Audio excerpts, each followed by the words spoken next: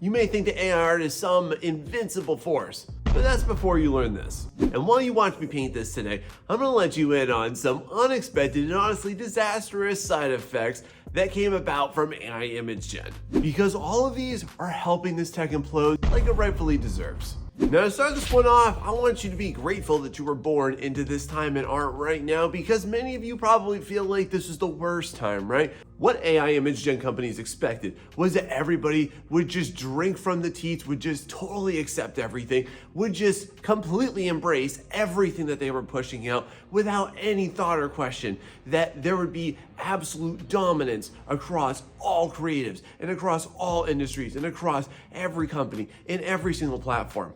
But that didn't happen. And we need to realize why you're blessed to live in this current time. Because there's this thing called the internet, and thanks to, yes, the internet, which, yes, did bring us some really weird things, also helped to decentralize the propaganda that's being force-fed down our throats from all of these companies that are making you think that you have to use this tech. They're making you think that this is totally blowing up and everybody's using it and you need to get on board and you need to adapt or die, which is total nonsense, by the way. And these companies, they paid billions of dollars for this. And thanks to the internet and this decentralized force of information that's been let out by creators, by people in the field, and by a lot of the things that we're going to talk about today in this video, this has completely curbed the flow of information. Y'all, I want to let you know this, but companies never expected this, like ever. 20 years ago, this would have just completely actually dominated. It would have gone completely according to all capitalistic gain interests, and we would all have been using it without any knowledge. But instead, thanks to people who were brave enough to step out, take a stand against it, artists opposing it, and even suing it. Like, did you know, for example, that there are upwards of 10 new lawsuits against AI companies every single month? And there's even more unexpected and unintended opposition to this tech that we'll talk about throughout this entire video. Companies also never expected for other companies to outright dismiss and disown this. These CEOs, they were all sitting around and they're scratching their heads now like, okay, well, industries don't want to use this and creatives don't want to use this. Like, why did this happen? Because they expected us to just drink this stuff up like it was a new flavor of Kool-Aid. But that didn't happen thanks to this information-rich age. So at this present time, don't curse these times, my friends. But instead, I want you to really appreciate how authentic creators are able to spread the truth, and the media has such a loose rein on us, unlike it would have been even as low as 20 years ago. And on that note, are you aware of why they oppose us? Because that's also worth questioning. Now, if you've taken a spin around the toxic AI user bro block, you might have noticed this. I want to ask you, why are AI users relishing in the declining mental health of artists right now? But also, why I think you should be a little happy that that's happening. Here we go. Now, why are these poor angry souls like the new vampires that come about in the Twilight movies? And I hate to use that example, but God, it's the best way I can explain this. It's just because of this. They feel really empowered, they feel really strong, but they also are massively inexperienced. And what you'll always find is that the most righteous and the most convicted and the most ill-informed are the newly converted. And this is what we're seeing with the AI community. And the more that they lash out and the more that they make fun of us, the more that they make memes about us as artists, the more it just unsettlingly uncovers this fact, they're honestly the ones in pain. And what they're doing here is that they're just obviously lashing out to compensate for it. This loathing attitude towards artists from AI users and from the AI bro community is really just veiling a self-loathing attitude towards themselves and their lack of commitment towards meaningful endeavors. Because really what they're doing is they're not raging against artists, they're raging against their insecurities. Because when they see people accomplishing things that people deem to be impossible or hard or difficult, it shines a light on their failures. And it's not a failure that they were born with, it's a failure that they just chose to give up. Now look, I did say that there's a silver lining to this, right? And what's great about this, here it is. All of these users for AI image gen tech, they are just the worst look for it, and they create the most toxic communities, and they are honestly the worst publicity for why anybody should utilize this. And it's so good for artists because we look fantastic. So what I want to say to everybody in those communities is hooray for acting like terrible people. You're making artists look like rock stars. Thank you for that. But here's the real takeaway. Artists, y'all, we don't operate like this, okay? We can't operate like this. We come from a place of love. We come from a place of authenticity. We come from a place of wanting to prove something to ourselves. We come from a place of wanting to challenge ourselves. And if any type of creator, be it an AI creator or an authentic creator like yourself as a real artist here, if you come from a place of self-loathing and self-interest and capitalistic gains, you're gonna fail. And by the way, if that's the attitude of the AI user base right now, what's it gonna be like as time continues to go by and nobody continues to care about anything that they're making and there's absolutely no value to anything they're doing? Well, I guess they're gonna have to go back to just being Karens and Kevins at Walmart, huh? Now here's a funny one, and I'm gonna tell you why as an artist, you need to double your freelance pricing right now. But also I wanna let you know that art buyers are just like Super Bowl attendees. And let me ask you this on that note. Do you know how much it costs to go to the Super Bowl? How much it costs to actually attend that event in person live? Well, the average range is around $9,000 to $12,000. So let me ask you this. Do you have that? Do you have that right now? Can you just blow that on a whim? Probably not, right? But I'm gonna tell you this, 70,000 people did this year alone. Now let's put this into perspective for you, friends. There's 341 million people in the US that we could consider our potential client pool for the Super Bowl, okay? And therefore, if only 70,000 people went, that's less than 2%. People don't buy just for the thing. They want the value of the thing, okay? People also don't want to just pay you to make an image. They want the experience of you creating that image with them for them. And likewise, ironically, we're also seeing a lot of companies not able to get the things that they actually need done. And the only ones that are turning to the ones with AI are the ones that honestly were never going to invest in artists anyways. They didn't appreciate it and they're not going to pay them for it. And also the ones that they can't find people to fulfill the roles. So right now, what you're going to see in the landscape of the art market is that the lack of abundance for specialized work has risen, not fallen. And specifically what I want to let you know is that people want this. They want a specific character. They want a specific place. They want a specific vehicle. They want a specific armor set. They want a specific item. They want unique styles. They want things that people have never seen before. These are the elements that people actually buy for, not just you making the thing. If you are brand new to freelancing in the art market, let me let you know this. Scarcity drives pricing. And if there is a rarity in the market, then that increases your rates. Myself personally, I'll just be totally transparent about this, but ever since AI tech came onto the scene a year and a half ago, I've tripled my rates. And I think you can start to do that too, my friend, honestly, because there's less people out there who can actually do the things that you can do, who can actually do it to the specifications of you, that can do it as well and listen as well as you. Anybody that has even 5 minutes of experience with any AI image gen tech that is either image to image, or it's upscaling, or it's just straight up generation, you'll know this. It takes a guess at what people can make, but it can't do anything specific. So right now you might be scared like, hey, look, Sean, well, I just think the freelance market has just totally tanked. Okay, well, here's my counter to that. I think that you're operating like a technician and you need to drop that. And here's what I mean by that very specifically. You need to immediately look through your portfolio and just axe the boring stuff. Stop looking for and creating just pretty scenes, just boring compositions, just basic characters, just basic lighting. I want to refocus you, my friend. Things that make people stop, oogle, and wow over your stuff. This would be storytelling. It'll be dynamics. It'll be other elements that AI image generation totally sucks at, and it's never gonna get better at.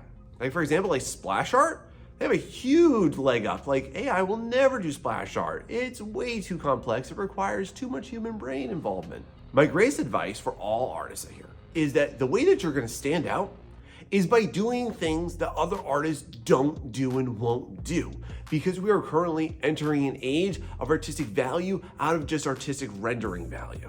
What AI art bros are gonna make you think is that your art is worthless, is that there's no market for it, is that people won't pay it, but in reality, people are paying it, will pay it. What you're not doing though, is doing the right things and setting yourself up to attract those clients that are going to respect you in the way that you deserve. And here's how. As we move on, let me know how you think I'm doing with this one. And hey, if you enjoy this and you are an authentic creator and you really love art, y'all, please consider liking and subscribing to my channel. If this is helping you, please share it with somebody that you know, because man, we got to get the truth out there to get this thing done and gone so that we can all get back to paper, pencil, and stylus. That's what I'm all about here. And you should also, on that note, realize that this is hurting AI. So let me ask you this. Have you joined the latest voyage to brand new digital worlds out there? Because right now, times are changing, and honestly, companies did not expect this one. So AI image development companies expected just complete, unfettered access to copious amounts of data. They expected unprecedented and honestly unwarranted loyalty to all of their platforms. But how did that work out? I have never in my life seen such a mass exodus from all major art platforms. I'm talking Facebook, Instagram, Twitter, DeviantArt, ArtStation, and what else? Like, tell me down below, what else did I miss in this list? Because the list goes on and on and on. And what we see right now, especially over the last few months, we've seen artists shutting down accounts, we've seen them deleting all their artwork, we've also seen them delete their artwork and then re-upload it with data poisoned images so that if it is scraped, got a little trap in there for them. Running counter motion to the propaganda pushed by AI image gen companies, they said that, oh, you're going to unleash your creativity and it's going to spawn more creativity. It's going to allow more creativity to be unleashed upon the world. But it didn't unload more creativity. It drained all creativity from all of these platforms. And then there's also newer platforms that are taking a hard stand against any AI user on it, and good for them. Like, for example, is anyone here on Kara? Kara has been a great new platform. And by the way, is anyone here like an OG Kara user like me? Like, I was on it before, it was cool. And I want to ask you this, are you a digital refugee now? Like, there's a lot of artistic nomads I see nowadays. And while that is an awful side effect, tell me down below, like, where are you hosting and posting all of your art now that a lot of the big major platforms are starting to have an end of their era for actual artists? And also, what safeguards are you taking in order to protect your data? So would you like to know how only Tony Stark is capable of actually salvaging and sustaining AI image gen tech? Here's why. In case you didn't know this, there's been a horribly disproportionate investment versus return on all AI development. And they've spent trillions of dollars worldwide for what? Not to mention, by the way, all the disastrous global impacts to it on electricity, on water, and many other really vital resources. You know, we kind of need to live as human beings, right? But let me just go ahead and lay out some statistics just to prove this point. According to the stats most recently, there has been over $1 trillion invested globally into AI development, with the US leading it with currently $328 billion. And now that's just the US alone. So you must logically think like, wow, these people must be just making money hand over foot, right? But that's not the case. So what about the revenues then? You must think it's pretty astronomical. It's not. So according to the stats right here, OpenAI grossed $3.4 billion this year, Midjourney grossed $200 million, and Stable Diffusion with $5 million. Does anyone else smell what I'm stepping in here? Like a vicious ex-wife, AI investments and AI investors are taking everything for what it's worth and giving practically nothing back. But hold on, AI bros, if you're somehow weirdly watching this still, you're gonna be like, but AI is the future. You need to stop the resistance. You need to adapt or die. Hold on, so this is the future? So the future is broke? The future is bad business practices?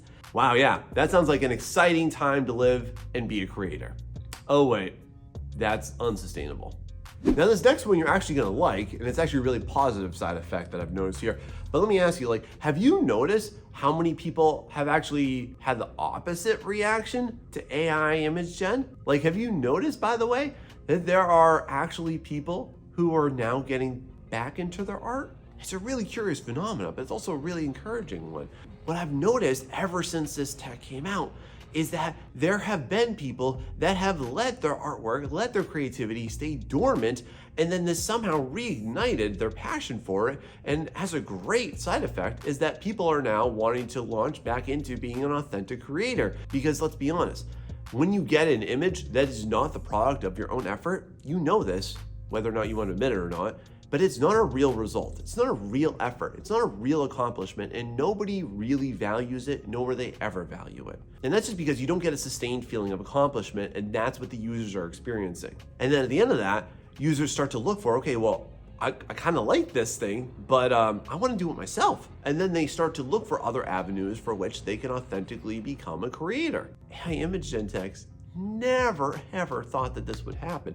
Never ever thought that they could do this. They thought that they could replace people's creativity and somehow create a wonderful business model based on it. But honestly, like, who's this stupid group of foolish CEOs all walking around, pacing around their offices going like, you know what artists really need? They need something so that they don't have to make artwork. Capital idea, let's do it. And then people don't like it. Because at the core of what we're doing here, y'all, this is a basic human compulsion. It's a default. It's not a special thing. It's not reserved for certain people. Being an artist is literally part of your programming as a human being because you were born to create something. And that is one of the most joyful opportunities that you'll ever undertake. And what I can draw as a really popular parallel here is like people that are in AI image gen right now, those users, they're kind of like people that want to be parents. So what they do is they borrow their niece or nephew and, they get to have fun and reap all those little benefits and stuff. But at the end of the day, they got to send them back home to mom and dad and they realize they're not a real parent. By the way, I'm not slighting any great aunts or uncles out there. We love you too. But it's not the same experience. It's not the same as rearing your own child. You don't get to call yourself an actual parent. And in that same vein of thought, you are neither the originator nor are you the parent of anything created with AI image generation tech. It is strictly a synthetic illusion. Companies expected people to completely abandon their authentic creation compulsions, but instead it was the adverse effect. Look, as an artist, you already know this, but you can't deny your unexplainable, undeniable compulsion to create. That's part of you. Because AI image generation was created to try to be like you. But that has produced an undeniably ironic result. Now, this next one's really heinous, and I hate to use this as this example, but I can't overlook it either. So let me just ask you this, like, who is the targeted demographic for AI image gen tech? Because in its development, obviously, they had to figure out, well, who are our customers? And this is generally where you're gonna find people that say these lovely excuses like, oh, I'm not talented, I don't have time, oh, I'm unable to. But hold up. Who amongst all those people has been targeted as a really sinisterly designed demographic for this? And specifically, I'm talking about people with disabilities. And this really grosses me out, and I think it should appall you as well. All of the users that have actually bought into this excuse, it's a very poor excuse, I'm gonna tell you why. Because all of them graciously bore the seed of hatred towards artists after they've been exploited. No, they didn't really care. They don't care about making life easier for you or making you more creative. They just took advantage of you and ran with it. And then you sucked it down and accepted it. And what we've seen from this is that weirdly, like we're seeing people who have a lack in their life and an inability to perform as a stereotypically normal person would, somehow think it's okay to then therefore disadvantage other people? To disadvantage artists? What's up with that? Okay, so let's run this reverse scenario. So what if the entire world just turned its back on people with disabilities and handicaps? What if all of a sudden all of those rights, all of that access and all that privilege that has made life easier, and deservedly so, because we're all human beings here, right? And we empathetically want to make life easier and better for everybody, right? What if that all just got taken away and then we just said like, well, whatever? Because that's what this demographic is doing against artists, and it's really hard to look the other way from it. And by the way, y'all, I'm not proposing any type of tit for tat scenario. I just want to ask, like, why don't more people consider this? Because y'all need to have more equality and respect, and not in just how you're manipulated by companies. And by the way, who is truly too disabled to be an artist? There are definitely some people out there. I give you credit for that one. But just to let you know, there are plenty of musicians out there that are missing limbs. There are plenty and droves of artists out there with back, neck, and wrist pain. Like, the fact that you have that is literally the lamest excuse in history, because there are so few artists in this world that don't have at least one of those, if not all three of them. Now look, If you live under this sinister guise of actually believing that propaganda, let me just pull back the veil here for a second. You are actually disabling other artists from being authentic creators, and you're stealing from them like something was stolen from you, and then you're defending it? What? I want to urge you, just reconsider this for a second here. Do you not see how that is not just enablement and entitlement on your part? We can do better, y'all. Because artists don't operate like that.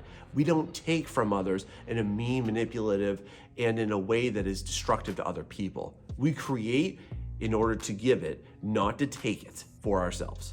Now, are you aware that there is currently an ongoing coup d'etat within every single AI research facility? And it's happening across literally all developers. It's pretty beautiful. Check this out. So did you know that within every single company, especially when AI image tech was just on the rise, and it's not just AI image gen tech, it's all the AI companies I'm talking about here, but there's a very specific sector of it that is designed to make sure that it's not harmful, that it is done according to laws, that it is not going to step on anyone's feet. But did you know that those teams are totally revolting?